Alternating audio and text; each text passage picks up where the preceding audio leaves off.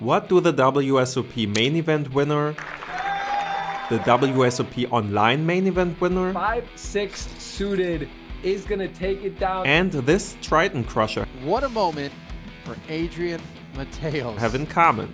Well, they are really good players. And they're all sitting at this 10K Scoop final table, battling for $186,000.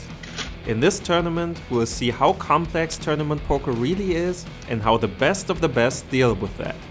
So who's gonna come out on top? Sure enough, getting kings against queens is a simple way to do that. Becoming second in chips gives you a great head start and you can reach for the stars. Protecting your big blind with a presumably weak hand is a little more advanced. Even though using your big stack to put medium stacks under ICM pressure is a trick almost as old as the earth itself. But it simply works. Much more complicated is knowing how to prevent losing valuable chips.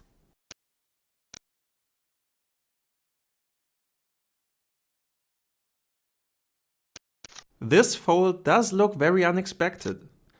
And sure enough, the solver also suggests at least calling pocket 8s, as it would do with pairs as low as pocket 4s, even with a super short stack and ICM being a factor. Did Adrian overestimate how cautiously ICM would actually demand him to act here? Or could there be other reasons? Let's get the input of a player who actually plays and crushes these games on a regular basis. Ben CB. This is a crazy spot, and honestly, I'm not sure if I would have called or folded, because I can see myself being in the situation of don't want to fuck it up post flop and then busting in front of the other short stack. But if we objectively approach this spot and consider all the variables, it is a call. And even that in once in a blue moon, we're going to be running set under set post flop, and we in fact going to be busting in front of the short stack. But there are also so many instances where the opponent is going to be bluffing into us hitting a set, or we make a good bluff catcher call, not even for entire tournament live on the river. And this is what a lot of players don't understand. They only look at one side of the coin. They say, oh, I don't want to bust in front before the other guy. But that's not how we want to approach it. Again, in ICM, we still defend relatively wide from the small blind. We still call post flop.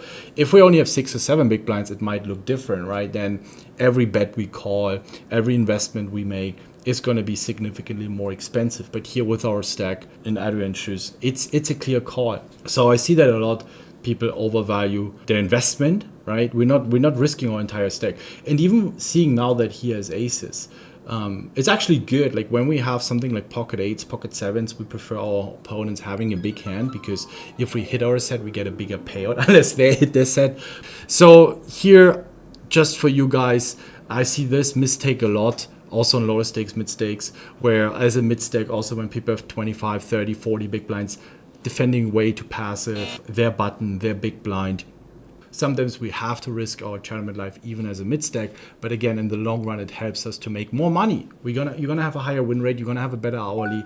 You sometimes gonna be bust 7th place as a mid stack, but then also more often you're going to be going into the top 6, top 5 as a chip leader, and then ultimately win more tournaments. So it comes with an expense of busting out earlier, more often, but then just once in a while we're going to have these top place finishes, and especially in tournament poker that can carry an entire year. So keep that in mind, and then you're also going to have more deep runs and more top finishes. The most complex spots, though, occur when two giants collide.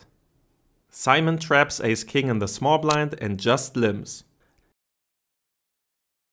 Espen naturally raises his pocket 9s, and Simon lets his trap snap. Now for me as a cash game player, this looks like a really big 3-bet. Turns out, for the solver, it's not big enough. If we put this spot under the microscope and solve it with all the exact stack sizes and ICM structure, we can see that the solver would limp the vast majority of hands it would play here.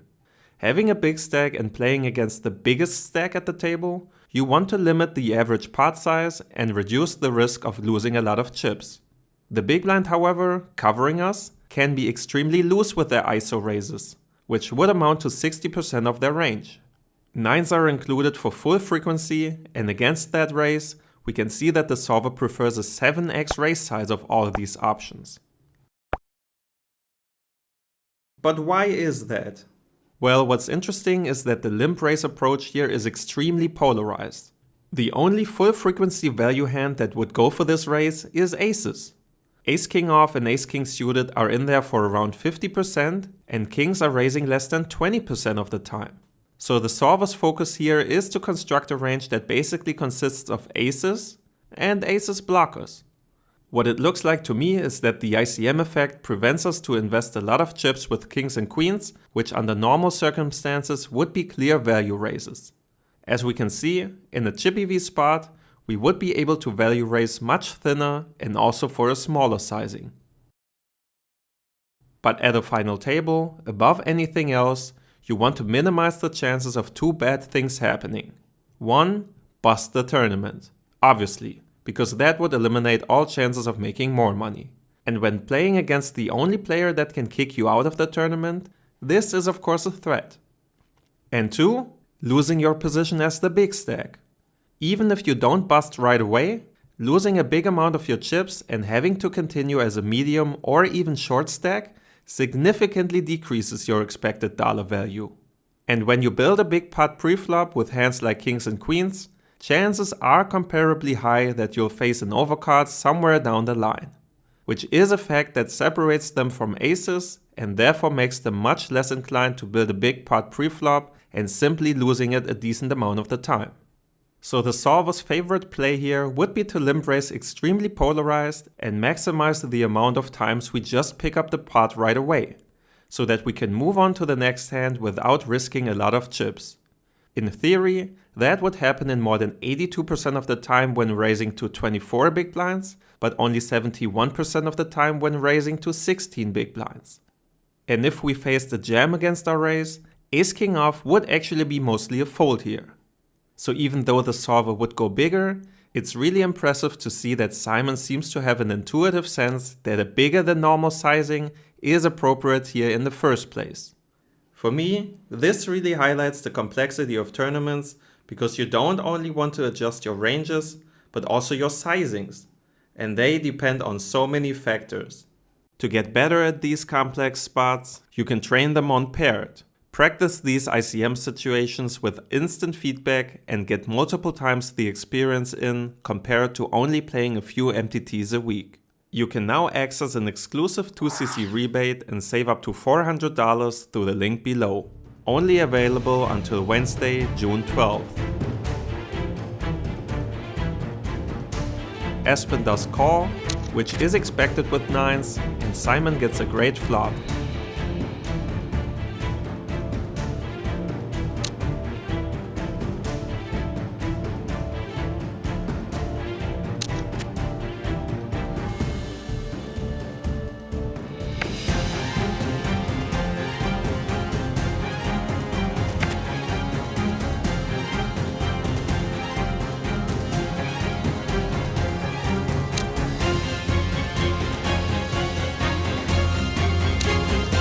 His bet check bet line is solver approved, however his sizings are not quite.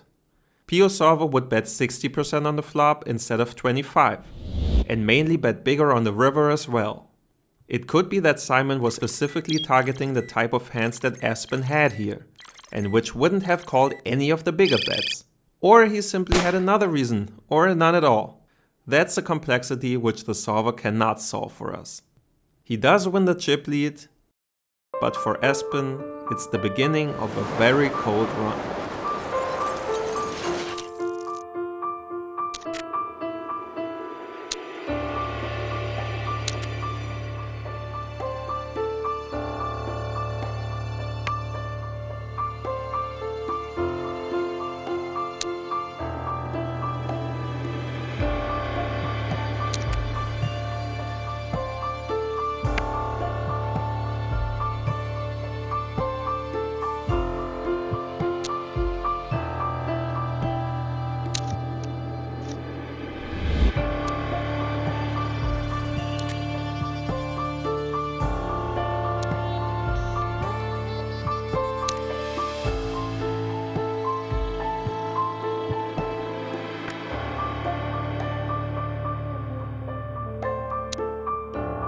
Not being able to win a hand can make you feel like a fish on land.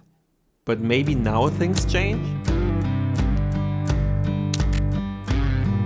Flopping top pair is a good reason to go for a check raise. The queen isn't the most favorite card in the spot, but for Pure Solver it would still be good enough to jam. However, Espen checks. And against the bet, he does go for the more passive option again, where the solver would again be aggressive. But in the end, the outcome is the same. Game over for the world champ. So we're heads up. Now one thing we've learned today is that tournament poker is so complex that even the best players make mistakes. That's the game. Your goal can't be to eliminate mistakes. What you need to do is grow. Get a bit better every day. Embrace the complexity, and with enough time, you will see a massive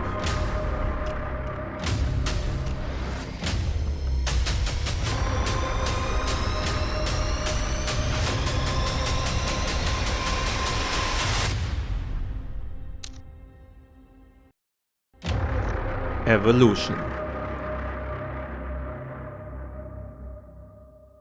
If you like this format, this next video will be exactly for you.